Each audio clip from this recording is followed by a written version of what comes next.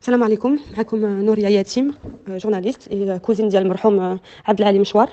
دابا غادي نحكي لكم كيفاش طرا هذا المشكل اللي توصلوا ولد عمي وصاحبه الاقتلاع الجزائريين بال لي زوتوريتي الجيريان. ان فيت لي في سو سون باسي نهار ماردي 29. هما خارجين 4 صحاب باغيين يدوروا، هما ولاد فرنسا. كل عام كيجيو المغرب باش يدوزوا الفاكونس، يقعدوا شهر شهرين على حسب موالفين من ديك المنطقه. هما ماشي الخطره الاولى اللي كيهزوا الجيتسكي، صافي دي زاني هما موالفين في هذيك المنطقه.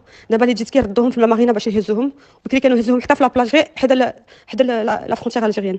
ما عمره ما وقع لهم هذا لو بروبليم.